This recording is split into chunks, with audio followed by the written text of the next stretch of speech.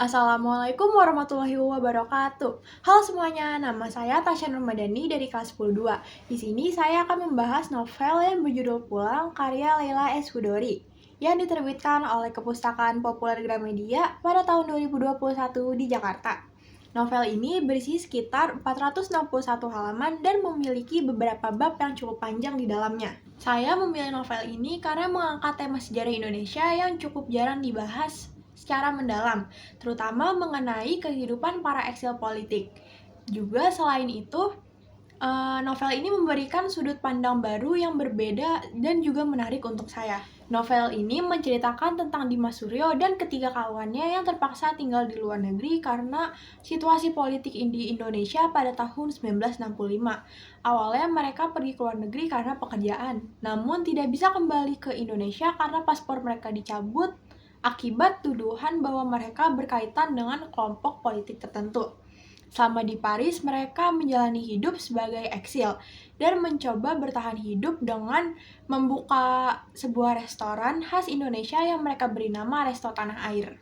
Cerita kemudian berlanjut melalui sudut pandang dari tokoh lain, yaitu Lintang Utara yang merupakan anak dari Dimas Suryo dan Vivian. Ia berusaha memahami masa lalu ayahnya sekaligus mempelajari sejarah Indonesia, termasuk peristiwa pada tahun 1965 dan kerusuhan yang terjadi pada tahun 1998. Novel ini menggambarkan berbagai konflik, mulai dari konflik pribadi, konflik keluarga, dan sosial yang diakibatkan dari kondisi politik pada masa itu. Novel ini juga diceritakan melalui berbagai sudut pandang, sehingga memberikan gambaran yang lebih luas dan mendalam kepada para pembaca.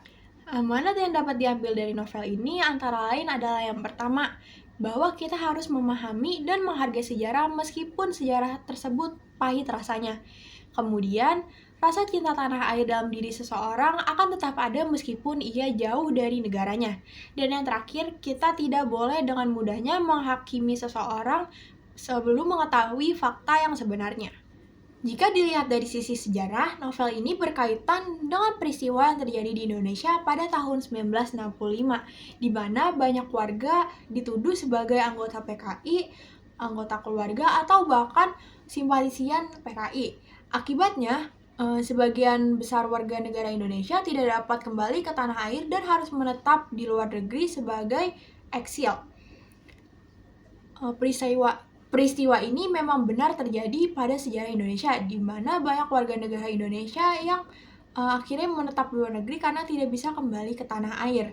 Hal ini digambarkan secara realistis melalui tokoh Dimas Suryo, sehingga cerita pada novel ini tidak hanya bersifat fiktif, namun juga memiliki fakta sejarah. Dan saya sangat merekomendasikan novel Pulang untuk dibaca oleh teman-teman, karena selain alurnya yang menarik, novel ini juga menyajikan wawasan tentang sejarah Indonesia melalui sudut pandang baru dan berbeda. Sekian dari saya, kurang lebihnya mohon maaf. Wassalamualaikum warahmatullahi wabarakatuh.